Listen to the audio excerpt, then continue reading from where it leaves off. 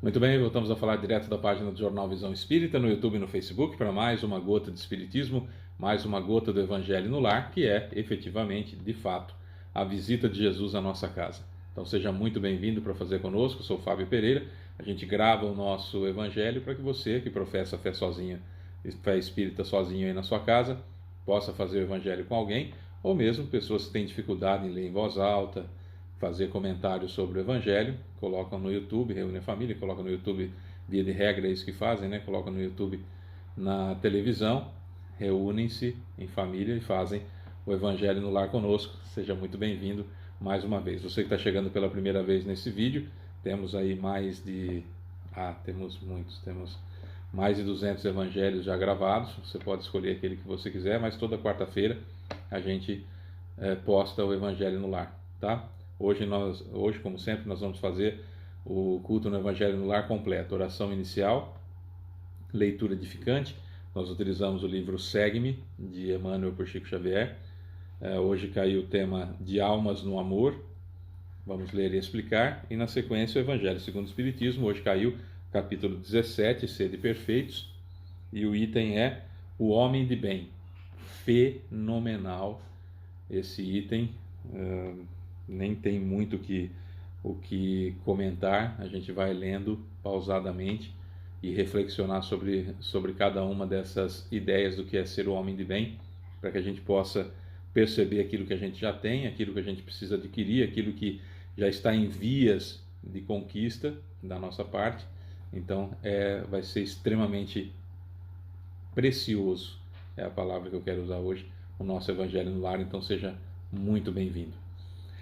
No final, a gente faz a oração final para finalizar, portanto, a fluidificação da água. A minha já está aqui, você vai colocar a sua aí. O Fábio fluidifica água. Eu não fluidifico água nenhuma, meu bem. Quem vai fluidificar são os mentores que estão aí na sua casa, que visitam a sua casa junto com Jesus, tá bom? Então é isso que vai acontecer. Na oração final, a gente finaliza a fluidificação com a nossa parte fluídica, magnética, material, e dá tudo certo, tá bom? É isso, vamos começar então? Elevemos o nosso pensamento até Jesus. O que isso significa? Vamos pensar em Jesus da maneira que nós achamos que Ele é, não importa qual seja, desde que a sua referência se coloque em contato com Jesus, porque você imagina que Ele é daquele jeito, tá bom? Então vamos lá. Senhor Jesus, querido Mestre e amigo, Deus Pai Todo-Poderoso, benfeitores espirituais, mentores que nos acompanham, seu Calixto, Dona Zélia, seu João Leão Pita, seu Joaquim, seu Romeu, seu Alexandre, doutor Agripino, seu Otávio, meu guia espiritual, cumprimentando o Senhor, cumprimento a todos os demais guias presentes,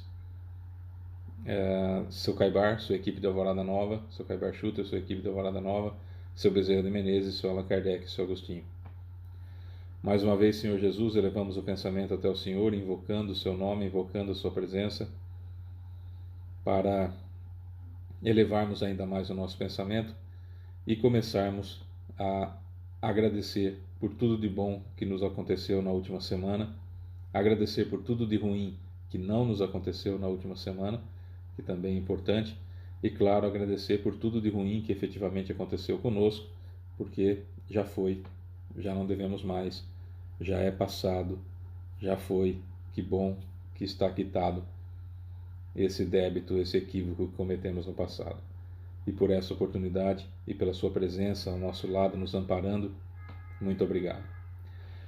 Gostaríamos também, Mestre, de agradecer a oportunidade que temos de toda semana estarmos reunidos com o Evangelho no Lar, agradecer a sua presença, a presença dos mentores, e já pedir também que o Senhor acrescente um pouquinho mais de misericórdia a essa que o Senhor já tem para conosco. Infinita é verdade, a gente pede então um acréscimozinho, para que o Senhor não olhe as nossas imperfeições, mas a fé que anima o nosso coração, o desejo de servir, o desejo de ser útil, que cada um de nós traz no peito, que cada um de nós traz no coração. Nos ajude, Mestre, com suas inspirações, para que possamos então ter um Evangelho condizente com aquilo que o Senhor propôs quando aqui encarnado esteve, aquilo que o Senhor propôs, explicando, esmiuçando ainda mais quando o Senhor trouxe o Espiritismo, para que nós consigamos colocar em prática o máximo possível que nós conseguirmos, fazendo o melhor possível, até que tenhamos condições melhores para fazer melhor ainda. Dessa forma, então, Mestre, sabedores da sua presença em meio a nós e dos mentores queridos, damos por iniciado o nosso Evangelho no Lar, e que assim seja. É isso, vamos lá. No livro Segue-me, de Emmanuel por Chico Xavier, sempre Emmanuel traz um trecho do Evangelho, na realidade do Novo Testamento, e aí faz considerações sobre aquele assunto. Hoje, no item de Almas no Amor, Emmanuel selecionou um versículo, versículo 18 do capítulo 3 da primeira carta de João. João mesmo que escreveu o Apocalipse, mesmo que escreveu o Evangelho segundo João. Tá? João Evangelista, portanto. E Emmanuel separou a parte. Que não amemos de palavras nem de língua, mas de obras e de verdade. Essa passagem de João no texto original tem um filhinhos no começo. E ele fala: filhinhos, que não amemos de palavras nem de língua, mas de obras e de verdade. No livro você não vai, no livro Segue-me você não vai encontrar o filhinhos, mas tem no original, tá? Então, filhinhos, um vocativo, filhinhos, que não amemos de palavras nem de língua, mas de obras e de verdade. É uma carta que João, quando estava em Éfeso, na Turquia hoje, escreveu por volta do ano 85 a 95, de 85 a 95 depois de Cristo, e essa passagem tinha como objetivo passar para aquelas comunidades, uma das principais comunidades cristãs da época, em Éfeso, explicar para as pessoas que precisava se dar testemunho da fé e não ficar apenas falando e não ficar apenas conversando sobre o assunto. Importante isso para nós também, no nosso dia a dia, que não amemos de palavras nem de língua, mas de obras e de verdade. Porque muitos de nós, por exemplo, somos espíritas, adoramos dizer que somos espíritas, lemos obras espíritas, entendemos a reencarnação, ou pelo menos falamos sobre a reencarnação, a sobrevivência da alma, mas não vivenciamos, não vivemos como se soubéssemos de fato que a morte não existe. Não vivemos como de fato soubéssemos que existe a reencarnação. Muitos de nós apegados ainda demasiadamente aos bens materiais, ao materialismo, às pessoas, enfim, aquilo que os olhos e não só os olhos, mas os 5 sentidos humanos conseguem captar, quando na realidade a verdadeira vida é aquilo que os 5 sentidos, via de regra, não captam. Então o grande detalhe da nossa vida é entender que precisamos sim ser espíritas em todo momento da nossa vida, espírita e cristão é a mesma coisa, por atos, por obras, como exemplo, não querendo convencer o outro por palavras, mas sendo exemplo para que o exemplo possa ajudar a pessoa a se modificar, porque ninguém modifica ninguém. Isso é importante nós entendamos. Essa comunidade de Éfeso estava, na época que João escreveu essa carta, eles, como que eu posso dizer? Eles tinham uma ideia, tem um nome, se chama docetismo, tá? Eles tinham uma ideia que muitos ainda têm hoje em dia, quase 2000 anos depois que o Cristo viveu na Terra, né?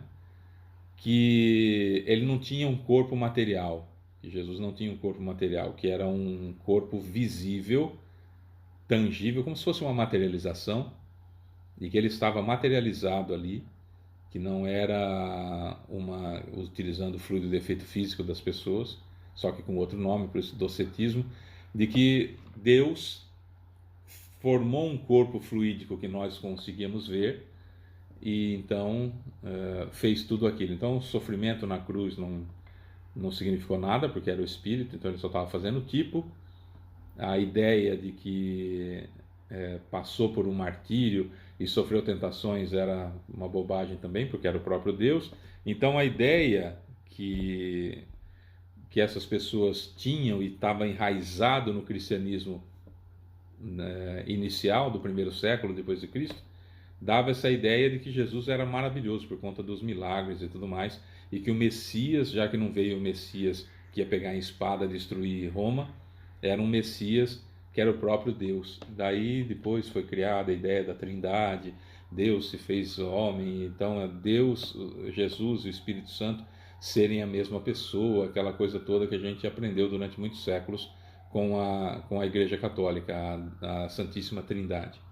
Mas tudo começou com esse docetismo que muitos cristãos, olha que coisa interessante, muitos cristãos da época que tiveram contato com Cristo, que souberam dos seus feitos, muito das pessoas muito próximas a ele, tinham essa ideia de que ele era divino e que, portanto, era um corpo materializado e que ele não sofreu coisa nenhuma, que aquilo foi muito fácil.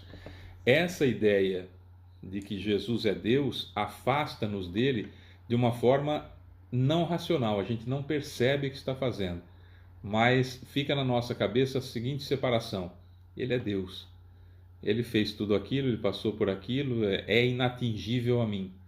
É algo tão sutil na nossa mente que a gente não percebe esse tipo de raciocínio e, no entanto, afasta de nós, a gente afasta da gente mesmo a possibilidade de agir como Jesus, porque tem a ideia, ainda com resquício desse docetismo, ainda com resquício dessa ideia de que Jesus é divino e de que há uma distância gigantesca entre mim e ele, entre nós e ele, e por isso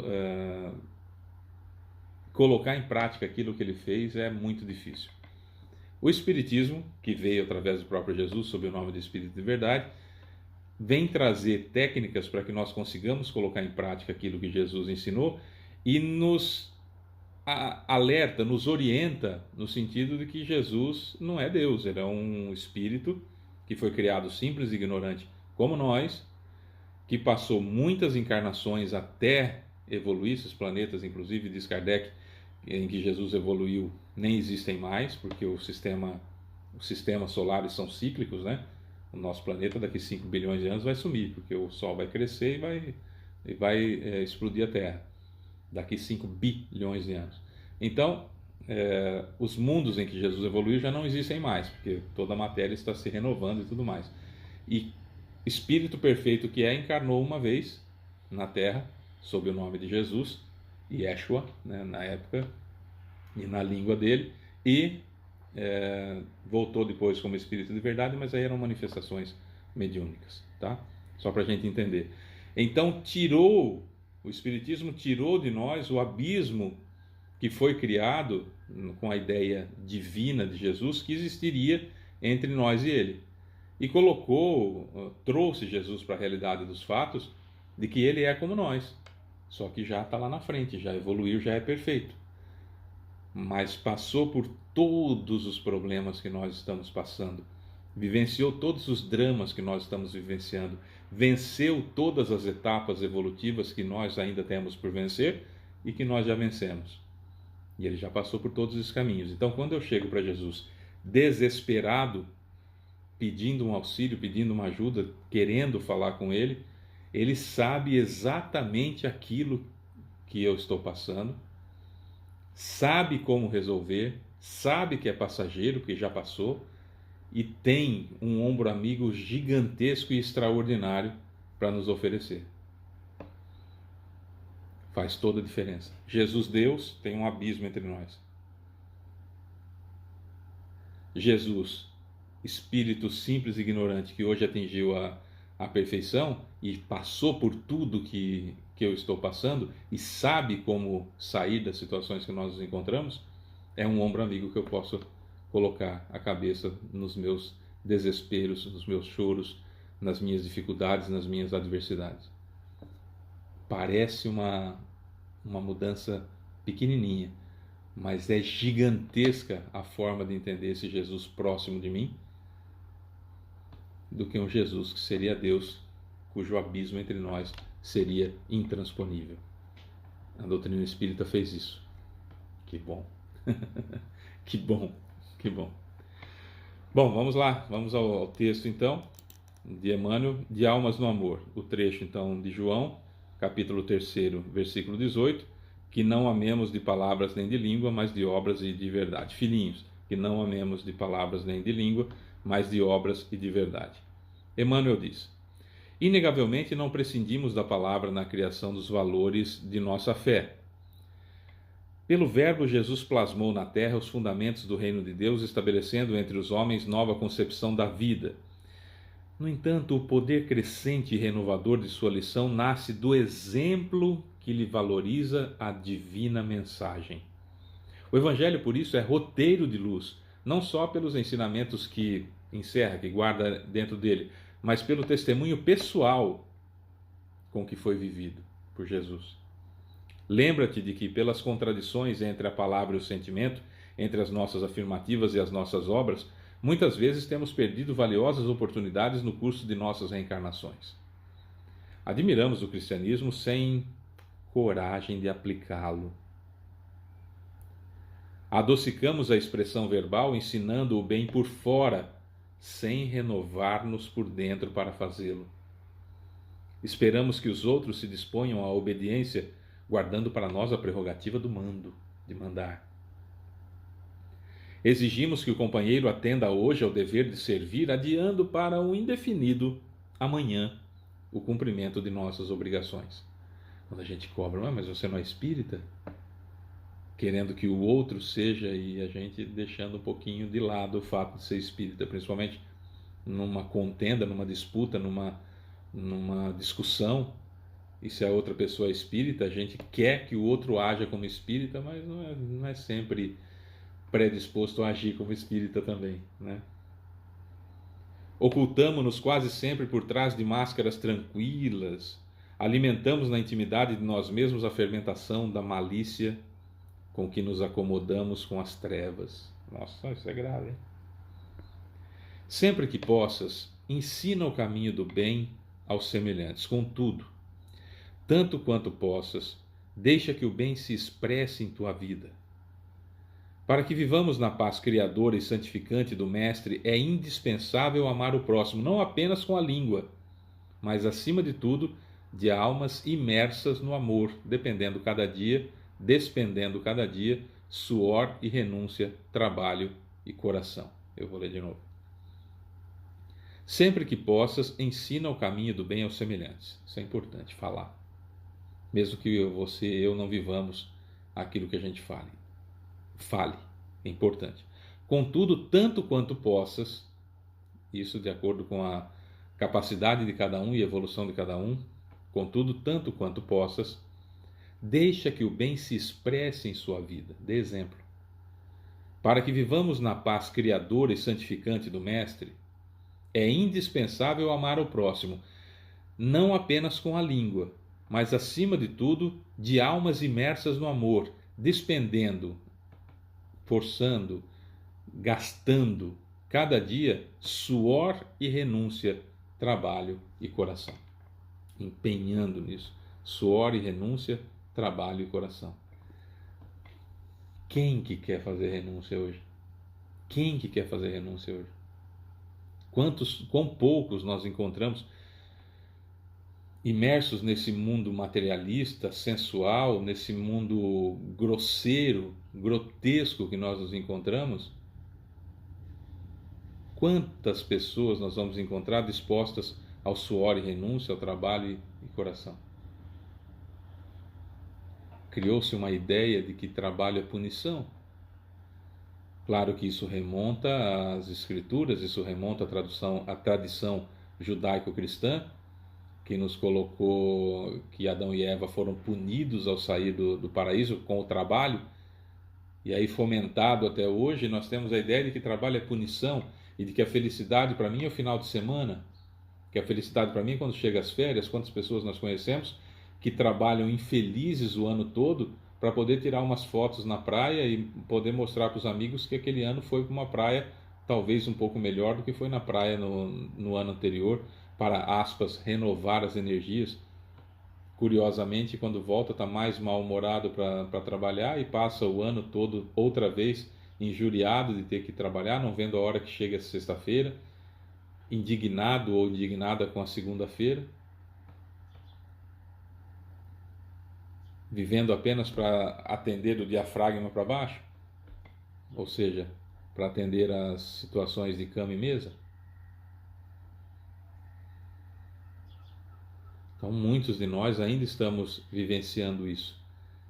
o espírita, teoricamente, já não era para estar nessa situação, porque nós não queremos fazer prosélitos, ou seja, nós não queremos convencer ninguém a ser espírita. Estamos sempre à disposição, semelhantemente a Jesus, guardando as devidas proporções, evidentemente, não perdendo nenhuma oportunidade de praticar o bem, não perdendo nenhuma oportunidade de sermos úteis, de falarmos aquilo que é necessário de falar. Porém, no entanto, contudo, todavia, tanto quanto possas, deixe que o bem se expresse em tua vida. O que é o bem? O que significa o bem? No capítulo 17 do Evangelho segundo o Espiritismo, capítulo 17, que tem como título Sede Perfeitos, é onde nós vamos encontrar amai os vossos inimigos, etc, etc, no capítulo 17. Capítulo 17 que nós vamos encontrar: reconhece-se o verdadeiro espírita por sua transformação moral e pelos esforços que faz para domar suas más inclinações. Capítulo riquíssimo, e não podia ser diferente estar exatamente no meio do livro, ó, que é onde mais se abre o Evangelho segundo o Espiritismo. Está bem no meio, pode ver, está bem no meio, né? O capítulo 17, Kardec, o bom senso encarnado e inteligente o suficiente, colocou esses termos no capítulo 17 do Sede Perfeitos, que é onde nós vamos abrir a maioria das vezes o nosso Evangelho, quando se abre aleatoriamente. E é fenomenal, evidentemente, esse capítulo, não é? Poderia estar esse capítulo lá no começo, poderia estar no fim. Kardec inteligentemente colocou bem no meio do livro, onde a gente tem muito acesso ao abrir aleatoriamente. No item Homem de Bem, nós vamos entender o que significa isso, deixar que o bem se expresse na nossa vida. Para que vivamos na paz criadora e santificante do Mestre, é indispensável amar o próximo, não apenas com a língua, mas, acima de tudo, de almas imersas no amor, despendendo cada dia suor e renúncia, trabalho e coração, diz Emmanuel. E aqui, Kardec vai trazer essa informação, que isso aqui é de Kardec, é um resumo de Kardec, sobre o homem de bem. Vamos lá? O homem de bem, capítulo 17, Sede Perfeitos. O verdadeiro homem de bem é o que cumpre a lei de justiça, de amor e de caridade na sua maior pureza.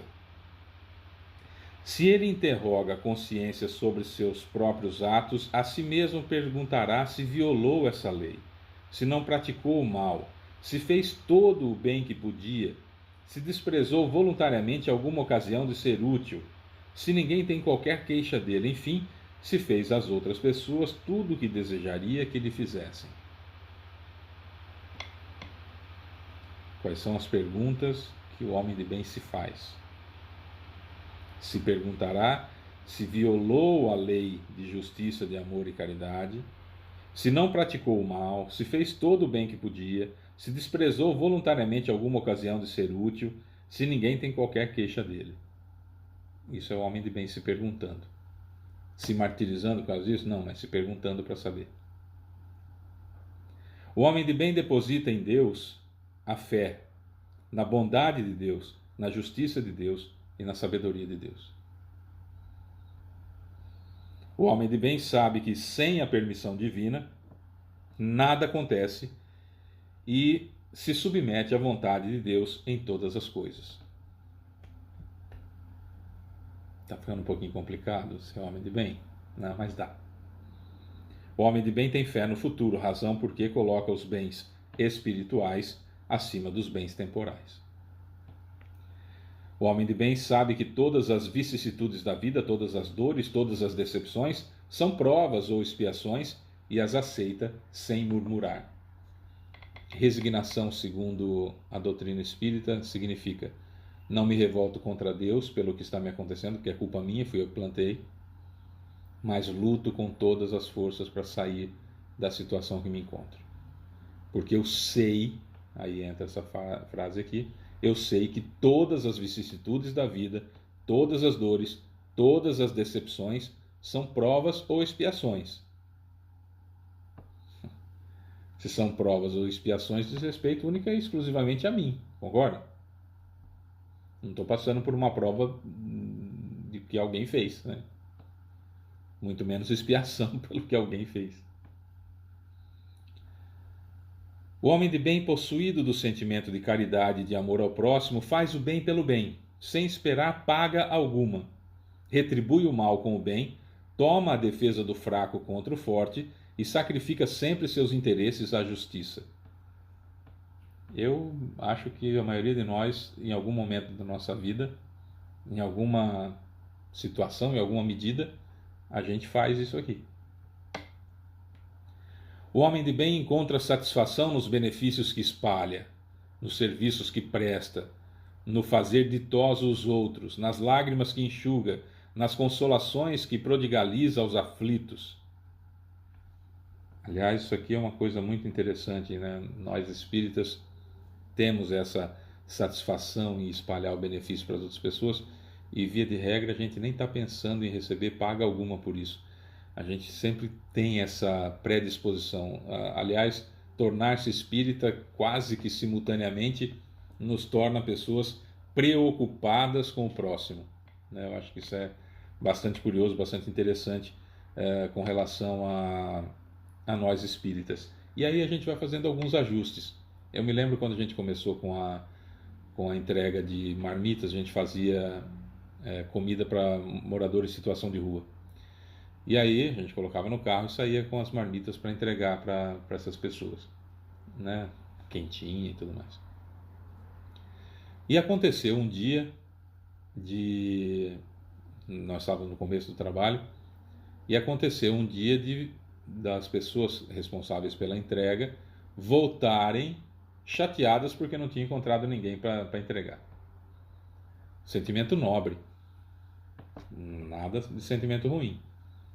Poxa vida, não entregamos ninguém, olha, fizemos essa comida aqui, não encontramos ninguém. E aí nós entendemos, e foi muito importante essa lição, que deveríamos estar extremamente felizes porque naquele dia não havia pessoas que iriam dormir na rua. Não havia pessoas com necessidade de serem socorridas. Que bom que isso estava acontecendo. E foi realmente uma lição importante de se entender. Nossa, é verdade, né? Ao invés de estar chateado porque não tinha para quem entregar a comida, eu tenho que ficar feliz que não havia moradores em situação de rua. E como nós temos um cadastro aqui no centro de pessoas com dificuldades que precisam ser assistidas com cesta básica, nós podemos levar essas marmitas para eles. Que seria o plano B, né? O plano A, os moradores em situação de rua, e o plano B, os assistidos do centro. E foi uma felicidade poder ter chegado a essa conclusão. Por que eu estou citando isso? Porque, como eu disse agora há pouco, nós espíritas, quando nos tornamos espíritas, temos uma preocupação gigantesca com o outro. E aí podemos incorrer nesse tipo de conflitos, né? Que bom que não tinha ninguém precisando disso. Emergencialmente. Podíamos atender os que não são emergencialmente, que são urgentes, né? Isso foi interessante. O homem de bem, no primeiro impulso, é para pensar nos outros antes de pensar em si, é para cuidar dos interesses dos outros antes do seu próprio interesse. O egoísta, ao contrário, calcula os proventos e as perdas decorrentes de toda ação generosa. Ok. O homem de bem é bom, humano e benevolente para com todos, sem distinção de raças nem de crenças, porque em todos os homens vê seus irmãos. Isso aqui é uma situação extremamente interessante, que eu me lembro de um amigo que estudava conosco no centro, e num determinado momento, ele estudava, uma pessoa extraordinária, e num determinado momento ele se deparou com uma situação de preconceito religioso. Uma pessoa próxima a ele deixou de ajudar alguém porque aquela pessoa não era da religião dele. Então, um amigo desse nosso amigo era de uma religião e deixou de ajudar alguém porque era de uma religião diferente da dele. E esse nosso amigo que estudava conosco, me contando essa situação, indignado, ele disse assim: eu peguei no braço desse meu amigo, falou o nome dele, peguei no braço dele e falei assim: você viu alguma vez Jesus perguntar que religião que tinha a pessoa? Ele ajudava, não estava nem aí para a religião da pessoa. Porque Jesus entendia que aquela pessoa, Jesus sabia que aquela pessoa era irmão dele e precisava de ajuda. Acabou. O que ele sabe, o que ele não sabe, a religião, pergunta depois. Se quiser perguntar, nem precisa. Ajuda primeiro. Depois você pergunta. Queria ver se fosse você, ele dizia, e eu guardei isso. Queria ver se fosse você caído num lago e sem saber nadar, se afogando, eu falar assim: então, mas que religião que você tem?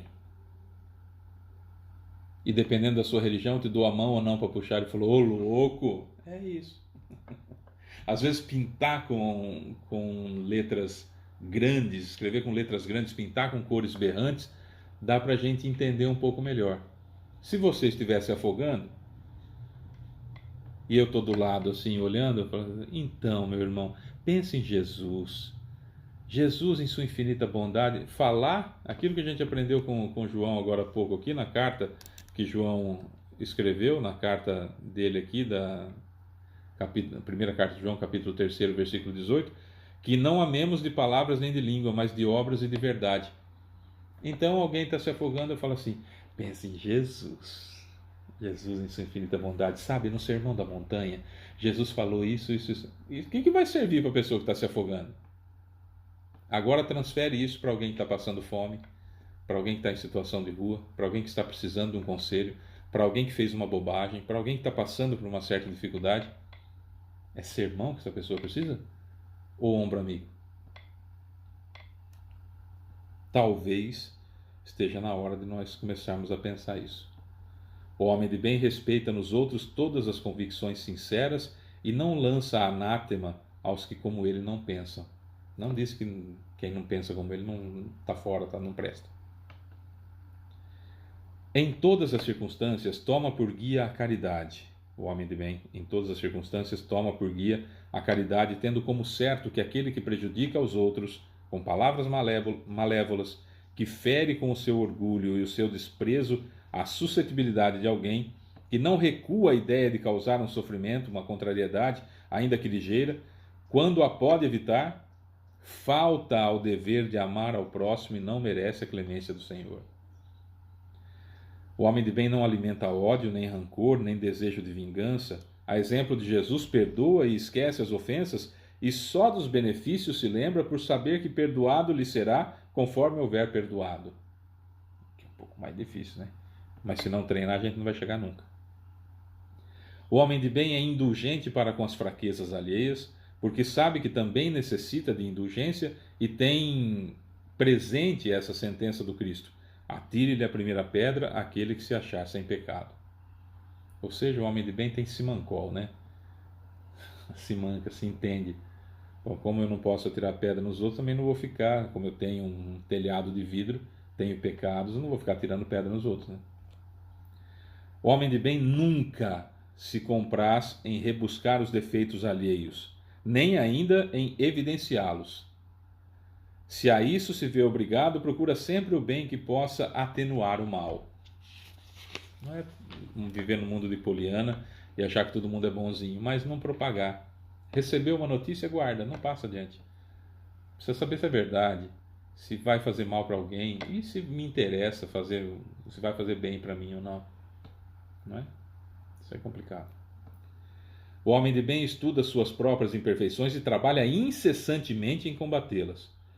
Todos os esforços emprega para poder dizer no dia seguinte que alguma coisa traz em si de melhor do que na véspera.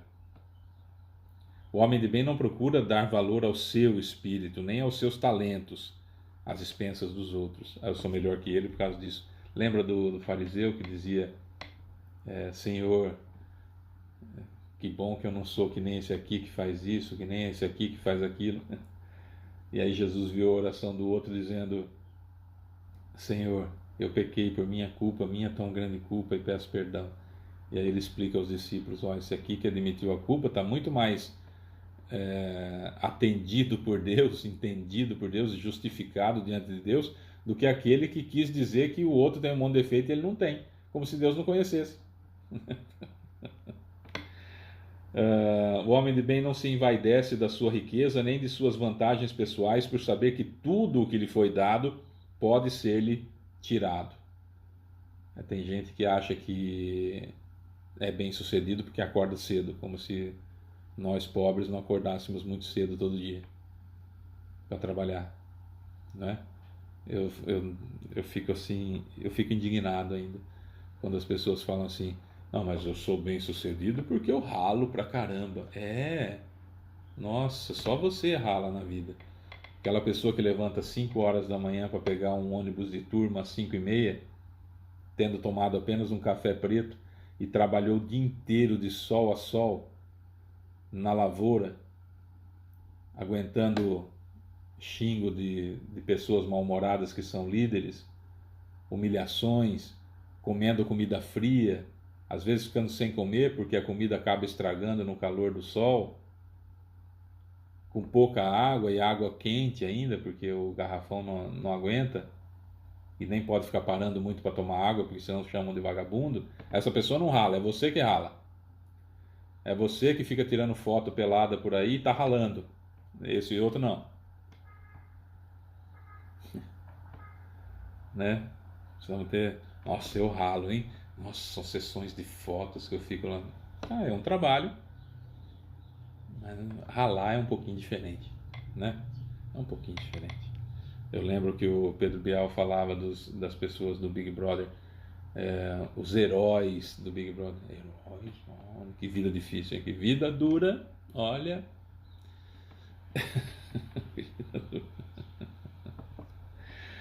O homem de bem usa, mas não abusa dos bens que lhe são concedidos, porque sabe que é um depósito de que terá de prestar contas e que o mais prejudicial emprego que lhe pode dar é o de aplicá-lo à satisfação de suas paixões. Se a ordem social colocou o homem de bem colocou homens sob o mando do homem de bem, o homem de bem trata essas pessoas que estão a seu mando com bondade e benevolência, porque são seus iguais perante Deus. Usa da sua autoridade para lhes levantar o moral e não para esmagar com o seu orgulho. Evita tudo que lhes possa tornar mais penosa a posição subalterna em que se encontram. Então, se você é chefe, se você é líder de uma equipe, se você é dono de uma empresa, seja um homem de bem no trato com essas pessoas. O subordinado, de sua parte, se é homem de bem também, compreende os deveres da posição que ocupa e se empenha em cumpri-los conscienciosamente. Tem até o item 9 desse mesmo capítulo, que está mais para frente um pouquinho, nós estamos no item 3. Nós vamos entender a necessidade de fazermos o certo independentemente do outro estar fazendo ou não. O certo continua certo independentemente de se ninguém estiver fazendo. E o errado continua sendo errado mesmo se todo mundo estiver fazendo. Então essa coisa de pelo que eu ganho tá bom demais, sai disso quanto antes você puder. Todos nós temos rompantes desse. Sai o quanto antes você puder. Volte a ser homem de bem o quanto antes você puder. Não está feliz no trabalho que você está, faça o melhor que você pode fazer até ter condições de sair desse emprego para um emprego melhor. Mas enquanto estiver lá, faça o seu melhor. Né? Mas fulano não cumpre a parte dele. Cumpra a sua. Mas vá procurando um lugar para você sair. Não tá bom. Tudo bem. Enquanto eu estou lá, eu vou fazer o melhor possível, mas empenhado em conseguir uma coisa melhor, até que surja essa oportunidade. Eu tenho que ficar aqui porque senão, né, não existe. Faça o seu melhor e vá procurando uma situação melhor para você. Finalmente, o homem de bem respeita todos os direitos que aos seus semelhantes dão as leis da natureza, como quer que sejam respeitados os seus. Só faz ao outro aquilo que gostaria que fosse feito para o seu filho, para sua filha, para sua mãe, para o seu pai, né? Não ficam assim, diz Kardec, não ficam assim enumeradas todas as qualidades que distinguem um homem de bem, mas aquele que se esforce por possuir as que acabamos de mencionar, no caminho se encontra que a todas as demais conduz.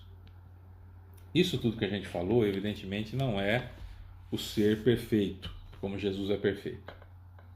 Mas esboça aquilo que é possível nós fazermos nesse planeta, que é possível nós fazermos nessa encarnação, e evidentemente que é o primeiro passo para a perfeição. Aliás, um passo gigantesco, não primeiro, um passo gigantesco para a perfeição. Qual é o primeiro passo?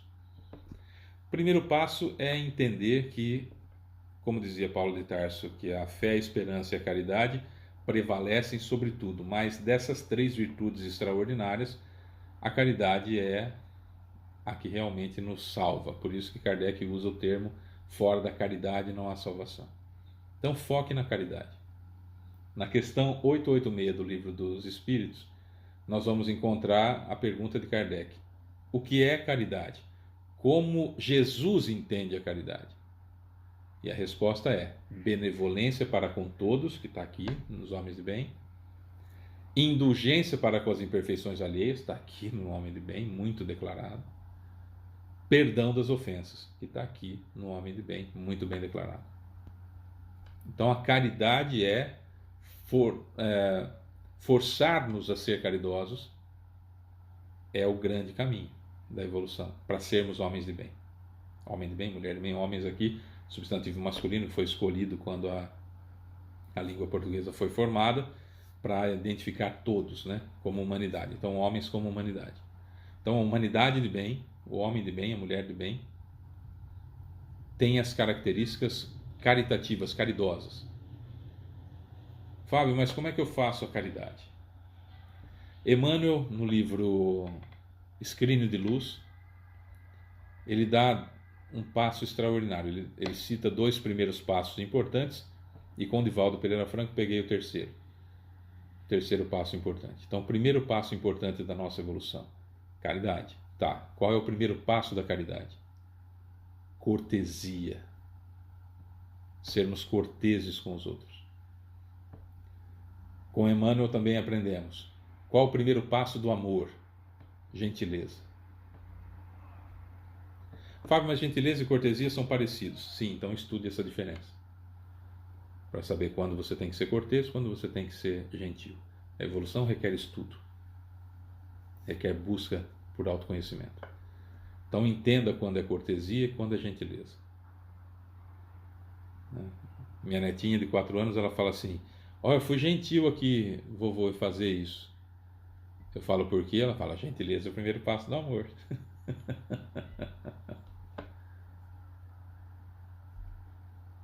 Primeiro passo da caridade, cortesia. Primeiro passo do amor, gentileza. E com o Divaldo Pereira Franco aprendi: primeiro passo do perdão, não revidar. Primeiro passo do perdão, não revidar. 3 primeiros passos aqui, extraordinários para a caridade, para a benevolência, para a indulgência, para o perdão das ofensas, para sermos homens de bem. Isso são as técnicas que o Espiritismo nos dá. Isso é extraordinário. Ah, eu tenho dificuldade para fazer caridade. Comece a ser cortês. Eu tenho dificuldade para demonstrar o amor. Comece a ser gentil. Ah, mas se a pessoa não aceita a gentileza, continue insistindo. E o perdão das ofensas, que é tão difícil, não revidar. Um passinho. Não é difícil dar esse passo, pai. Nenhum deles. Falar que é difícil ser cortês? Não é. Falar que é difícil ser gentil? Não é. Falar que é difícil não revidar? Não é. Não é. Pode não ser fácil, mas difícil também não é. Não é? São essas situações extremamente importantes que eu entendo da doutrina espírita ser esse manual de técnicas importantes para colocar em prática aquilo que Jesus ensinou. E se você não tem hábito de ler manuais, comece pelo Manual de Ser Feliz, que é o Livro dos Espíritos. Comece a ler esse manual. Urgente, se você não leu. Ah, Fábio, eu não tenho facilidade para ler. Eu tenho 400 e poucos vídeos. Eu gravei todas as perguntas e respostas do Livro dos Espíritos, com comentários em cada uma delas. Todos, 400 e tantos, acho que 430, uma coisa assim. Tem lá no nosso canal. É gratuito, não tem nada, não tem fins lucrativos, não tem nada. É só você entrar lá e assistir. Se essa é a sua dificuldade de ler, tem todas as 1019 questões. Todas. Gravei todas. Com leitura da pergunta, da resposta e explicação. 10 minutinhos cada vídeo. 10, 15 minutinhos cada vídeo. Dá pra ver, vai. Dá pra ver. Dá pra maratonar no fim de semana e assistir uns 3, 4. No final de semana seguinte mais uns 3, 4. Assim vai. Logo, logo você já sabe todas. Sabe não, já teve contato com todas as questões do Livro dos Espíritos, que é um manual de ser feliz. Tem Manual da Felicidade, chama-se Livro dos Espíritos. É isso, vamos lá, vamos para a fluidificação da água. Eu fluidifico a minha aqui, você fluidifica a sua aí, porque já foi fluidificado pelos mentores. Agora é a parte humana nossa. Precisa estampar? Não. Precisa esticar a mão? Não. Vamos lá. Senhor Jesus, querido Mestre e amigo, Deus Pai Todo-Poderoso, benfeitores espirituais, mentores nomeados e não nomeados, guias espirituais nomeados e não nomeados, seu Caibar Chuta, sua equipe de Alvorada Nova, seu Bezerra de Menezes, seu Allan Kardec, seu Agostinho, muito obrigado pela presença de vocês, pelo carinho, muito obrigado, Senhor Jesus, por mais um acréscimo de misericórdia, muito grato mesmo de coração pela sua visita à nossa casa. Ainda para encerrar o nosso Evangelho, mais um pedidinho, que nesse momento o Senhor nos ajude a fluidificar a água, para que ela seja importante repositório de energias, refazimento do perispírito e quiçá do corpo físico. E agora cada um de nós endereça o pedido para quem gostaria que essa água tivesse todos esses efeitos.